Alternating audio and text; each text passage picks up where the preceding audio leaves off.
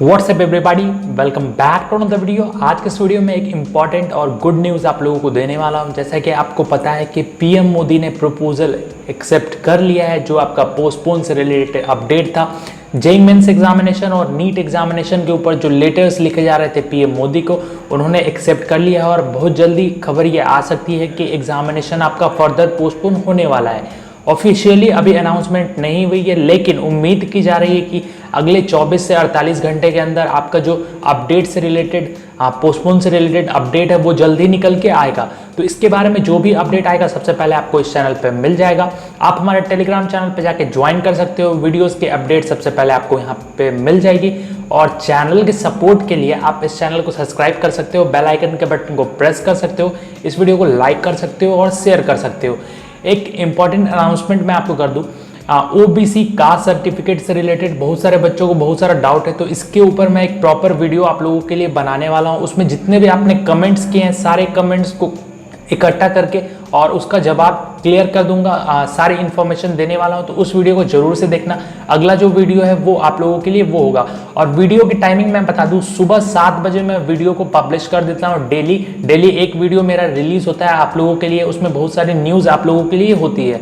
Basically बताऊं, मैं engineering से रिलेटेड वीडियोस बनाता हूं आप लोगों के लिए, और आज का जो भी अपडेट है वो आपके सामने रखने वाला हूं। तो सबसे पहले बात करें सुब्रमण्यम स्वामी की, तो उन्होंने जो ट्वीट करके जानकारी दी थी एग्जामिनेशन से रिलेटेड, एग्जामिनेशन को पोस्टपोन करने के लिए उन्होंने सेंट्रल गवर्नमेंट यानी कि पीएम मोदी को पत्र लिखा है और उस पत्र को एक्सेप्ट कर लिया गया है।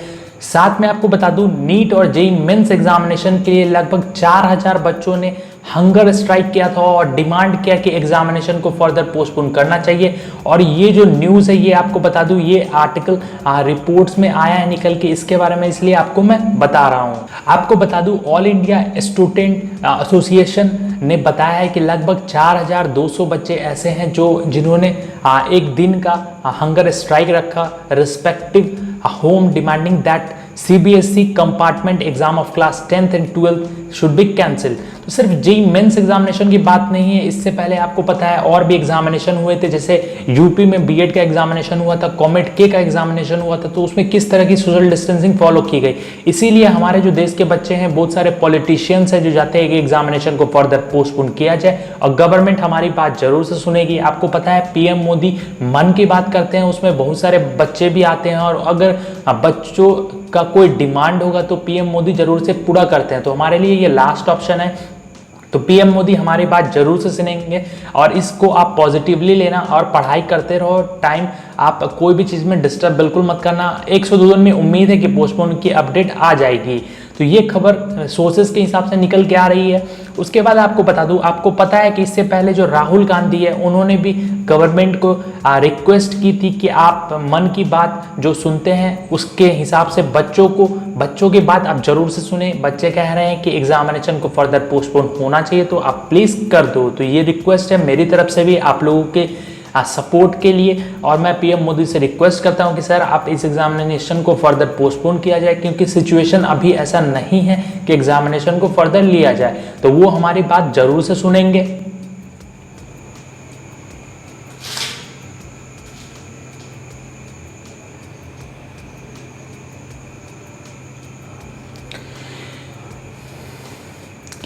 इसका जो सबसे बड़ा रीज़न है वो सबसे बड़ा रीज़न है, आपको पता है कि एनटीए ने कहा कि 99% लगभग बच्चे को अपनी फर्स्ट प्रायोरिटी वाली सेंटर मिली, लेकिन वो फर्स्ट प्रायोरिटी वाली सेंटर ऐसी थी कि लगभग बच्चों के घर से 200 से 250 किलोमीटर के बीच में एग्जामिनेशन सेंटर दिया गया है। पूरे बिहार में आपको पता है कितने एग्जामिनेशन सेंटर है, और एक डिस्ट्रिक्ट से दूसरे डिस्ट्रिक्ट में बच्चों को एग्जामिनेशन देने के लिए जाना होगा। लेकिन आपको अगर नहीं पता है तो मैं एक बात क्लियर कर दूं, बिहार में 6 सितंबर तक लॉकडाउन लगा हुआ है, जिसकी वजह से जो डिस्ट्रिक्ट के अंदर बस चलती हैं वो भी बसेस बंद है, और सोशल डिस्टेंसिंग का पालन नहीं हो सकता। इसलिए सरकार को एग्जामिनेशन को पोस्टपोन कर देगी तो अच्छा रहेगा बच्चों के लिए। तो बच्चों ने उनको बहुत सारी बातें लेटर में लिखी है, और उन्होंने मेल भी किया है, फिर से ट्वीट भी किया है, तो लगातार ये चलता रहा है।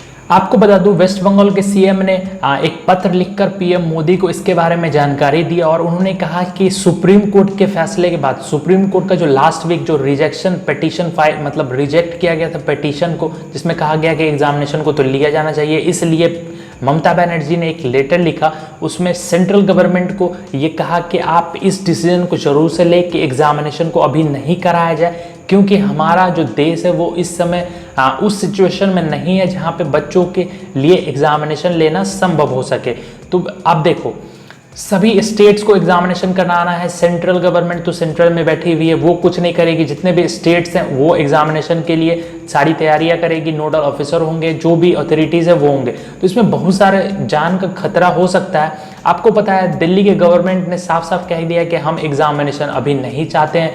वेस्ट बंगाल के भी गवर्नमेंट ने कह दिया, इससे पहले महाराष्ट्र के गवर्नमेंट ने भी कह दिया। उसके बाद धीरे धीरे जो गवर्नमेंट है वो कह रही है कि हम एग्जामिनेशन के लिए तैयार नहीं है। तो आप अगर पोस्टपोन करते हैं तो ये हमारे लिए तो अच्छा होगा ही, साथ बच्चों के मेंटल स्ट्रेस के लिए भी अच्छा होगा। आपको पता है अगर अभी से देखा जाए तो 1 वीक बचा हुआ है, 1 सितंबर से 6 सितंबर बीच के एग्जामिनेशन है। तो जो भी अपडेट आएगा ये 1 से 2 दिन के अंदर आप लोगों को मिल सकता है। अब जो अगला अपडेट है आपको बता दूं, MHCET जो महाराष्ट्र कॉमन एंट्रेंस टेस्ट है उसका भी एग्जामिनेशन डेट्स जल्द ही रिलीज कर दिया जाएगा। सुप्रीम कोर्ट ने डिसमिस कर दिया है PLA जो पोस्टपोनमेंट की पिटीशन फाइल की गई थी। उसमें कहा गया कि जब JEE मेंस और नीट एग्जामिनेशन लिया जा रहा है तो हम MHCET एग्जामिनेशन लेंगे। तो इसके ऊपर भी बहुत बड़ा सवाल खड़ा होता है कि अगर JEE मेंस और नीट एग्जामिनेशन फर्दर पोस्टपोन हो जाए तो क्या ये एग्जामिनेशन पोस्टपोन होगा। तो इसके लिए रिलेटेड भी अपडेट बहुत जल्दी आने वाली है। लेकिन आज के दिन बस ये अपडेट आया है कि सुप्रीम कोर्ट ने डिसमिस कर दिया है जो पोस्टपोनमेंट की पिटीशन है उसको, जो कि MHCET एग्जामिनेशन के लिए होने वाली थी। जब JEE मेंस और नीट एग्जामिनेशन का जो 17 अगस्त को फैसला है कि नहीं एग्जामिनेशन को फर्दर लेना चाहिए, उसके बाद MHCET का भी एग्जामिनेशन होने की उम्मीद है। लेकिन अगर पोस्टपोन होता है तो ये भी पोस्टपोन हो सकता है। इसकी जानकारी बार बेंच उन्होंने दी। उन्होंने लिखा MHCET exam supreme court dismiss PLA which sought postponement of Maharashtra engineering entrance test. Supreme court, we have allowed conducting NEET and JEE, how can we now stop exam in one state, you should have check our orders। तो आपको बता दूं अगर JEE mains और NEET postpone होता है तो ये भी पक्का पोस्टपोन होगा, ये डेफिनेटली मैं आपको बता सकता हूं। अगला जो अपडेट आपको बता दूं, कर्नाटका CET का रिजल्ट आ चुका है। लगभग 1.53 lakh students engineering aspirants qualify कर चुके हैं एग्जामिनेशन को। टोटल 80 स्टूडेंट ऐसे हैं जिन्होंने फुल स्कोर किया है और 60 out of 60 in biology, in chemistry, और 3 स्टूडेंट्स ऐसे हैं जिन्होंने स्कोर किया है full. However no one score full marks in physics and mathematics. तो ये कर्नाटका की जो कॉमन एंट्रेंस टेस्ट थी उसकी भी रिजल्ट आ चुकी है। तो आप चेक कर सकते हो। अगर आपने चेक कर लिया है तो आप कमेंट में जरूर बताना आपका रिजल्ट क्या है, और आपने अगर चेक नहीं किया तो आप चेक कर सकते हो। और आपको बता दूं एग्जामिनेशन के 21 दिन बाद एग्जामिनेशन का रिजल्ट घोषित कर दिया गया है। और इसमें जो बड़ी खुशी की बात है वो आपको बता दूं, KCET 2020 का जो रिजल्ट आया है जिसमें 2 कैंडिडेट्स एसिम्प्टोमेटिक थे और कोविड पॉजिटिव थे, उनका जो रैंक है वो एकदम जबरदस्त आया है। उन्होंने स्कोर किया है रैंक 214 मतलब 214, और एक ने स्कोर किया है 615। तो अभी भी ऐसे बच्चे हैं जो इस एग्जामिनेशन को एज अ अपॉर्चुनिटी के तौर पे ले रहे हैं और उन्होंने बहुत अच्छा स्कोर किया। उन सभी को कंग्रेचुलेशन।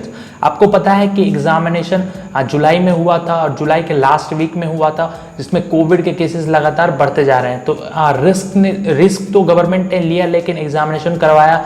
लेकिन जो बच्चे कोविड के सिम्टम्स थे और पॉजिटिव था उनका रिजल्ट अच्छा आया, तो उन सभी को कंग्रेचुलेशन। अगला जो अपडेट है आपको बता दूं, गुवाहाटी यूनिवर्सिटी एग्जामिनेशन को कंडक्ट करेगी। UG और PG फाइनल ईयर एग्जामिनेशन होगा और वो भी ऑफलाइन होगा।